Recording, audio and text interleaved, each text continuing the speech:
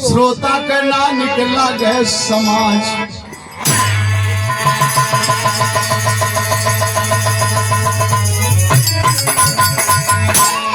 अरे भजन भी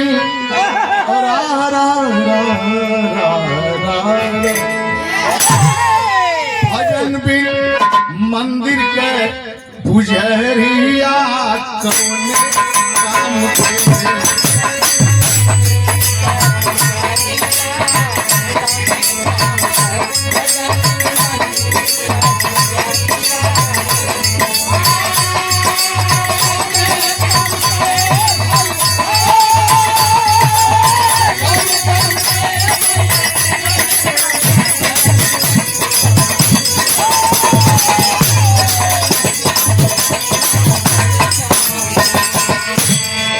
बिना काव्य की कविता कैसी, बिन गुरु कैसा ज्ञान, बिना मणि का सर्प कौन बिन धर्म का कैसा रोग बिन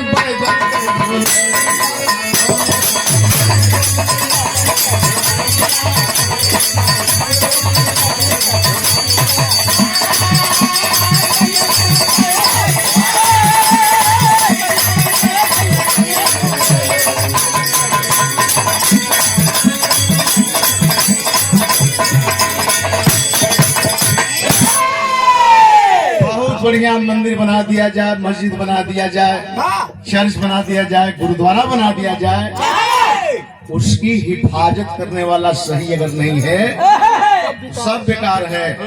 हो न गई चोरी, चोरी हो गई। आप पढ़े लिखे विद्वान हैं, बहुत बड़ी चोरी हो गई अयोध्या में भैया। चलो ठीक है, मान लोग समझावत क्या बात है। अरे बिना दूध का कामधेन दुल्हे बिन कौन बरात, बिन बिरहा के बिरह राग में घर घर ढोल बिहारी कहे कोई लय।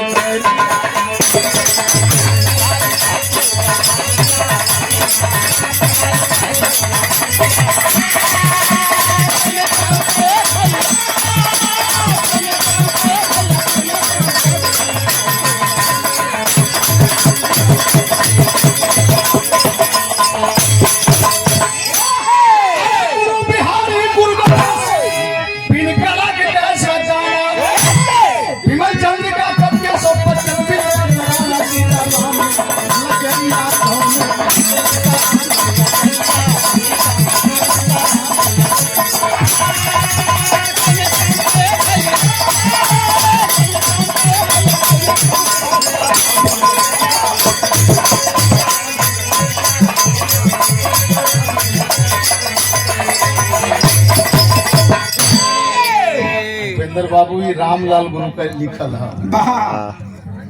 ये रामलाल मुगल सराय जिंदा थे, अपने हाथ से लिख करके ये दिए थे।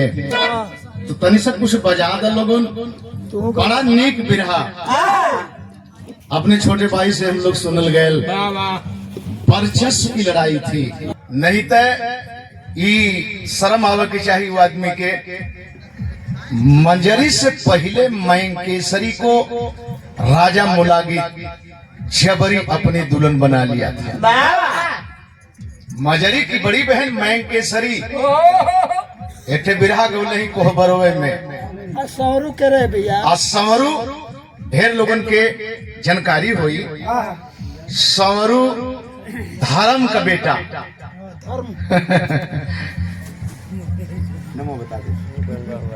लवारिस स्थिति में एक सुबच्चन बने, एक सौरू बने, एक दुसाध के घर पले, एक यादव यही के घर पले। तो जो यादव के घर पले उस सौरू दादा धर्मी बेटा कहे गए।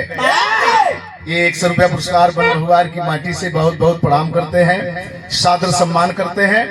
तनी से बजादा आज के दौर के एक पीडीए चुने जाते हैं।